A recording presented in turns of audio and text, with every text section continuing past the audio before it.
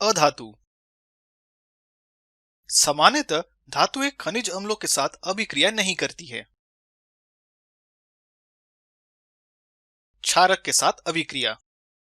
क्षार के साथ अभिक्रिया करने वाले धातुएं धातु के ऑक्साइड क्षारीय होते हैं।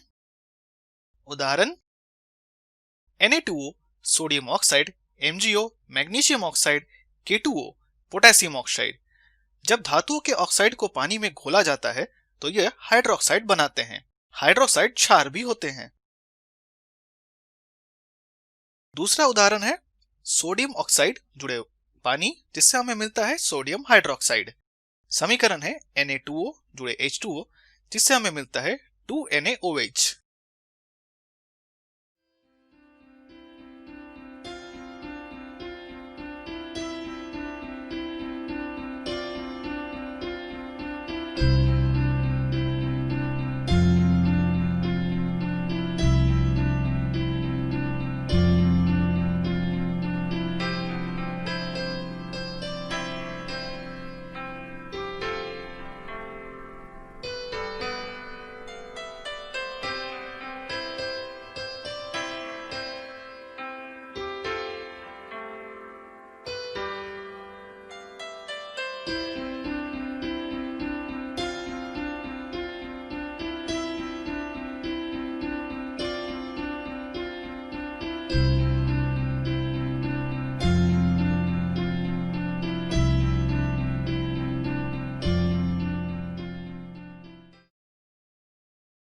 एक और उदाहरण है मैग्नीशियम ऑक्साइड जुड़े पानी, जिससे मिलता है हमें मैग्नीशियम हाइड्रोक्साइड।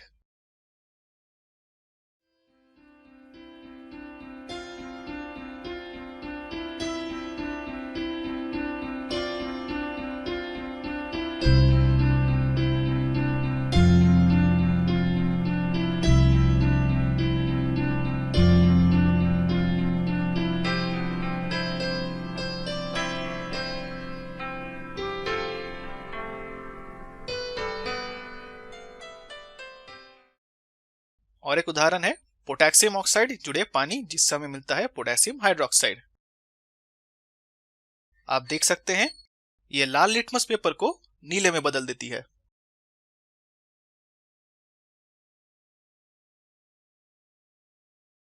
क्षारक और क्षार के बीच अंतर।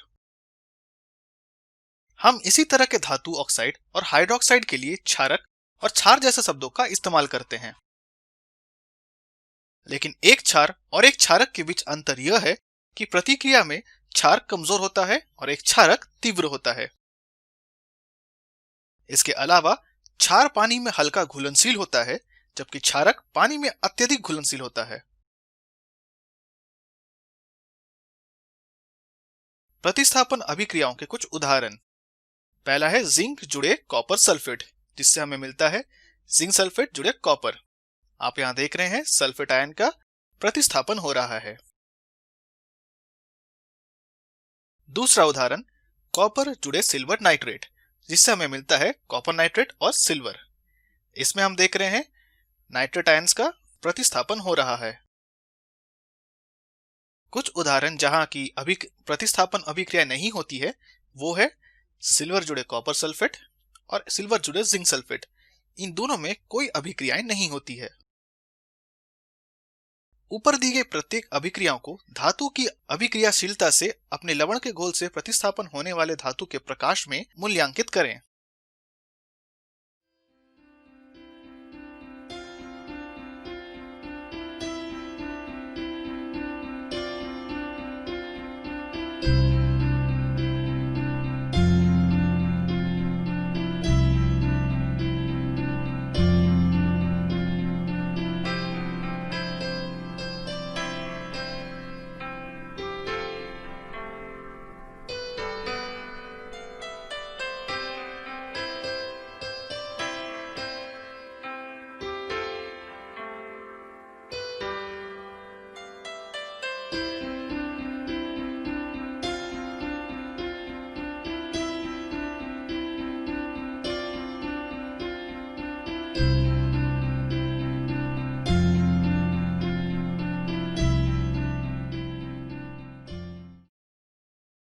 प्लैटिनम, सोना और कभी कभी चांदी सबसे कम अभिक्रियाशील धातुएं होती है।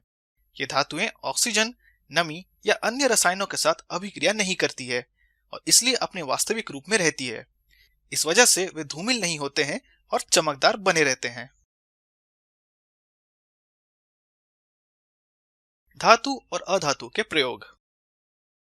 धातु के प्रयोग मशीन, ऑटोमोबाइल, नली, पेंच और कीले बनाने के लिए, इमारतों और पुलों के निर्माण में, बर्तन बनाने में, संक्षारण से सुरक्षित रहने के लिए जिंक और निकल से लोहे की कोटिंग के लिए, तांबा, एल्यूमीनियम और लोहे से बिजली के तार बनाने के लिए, चांदी, सोने और प्लैटिनम के आभूषणों को बनाने के लिए,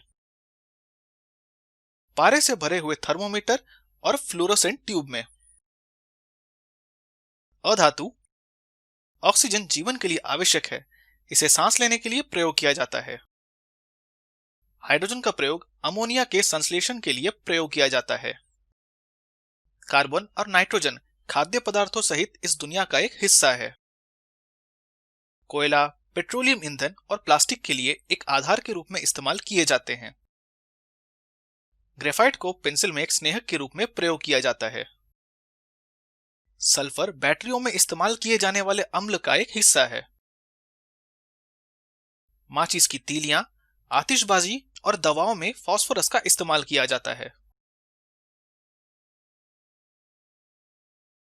अधातुओं के कई और प्रयोग होते हैं। संक्षेप में, पृथ्वी पर सभी तत्व धातु या अधातु होते हैं। धातुओं और अधातुओं के अंतर के आधार पर उनके गुणों को दर्शाया जाता है। धातुएं अधातुओं से बिल्कुल अलग गुणों को दर्शाते हैं। धातुएं चमक, घनत्व, आघातवर्धक, कोमल और स्पष्ट होने के साथ कठोर होती है। उनमें लचीलापन भी होता है।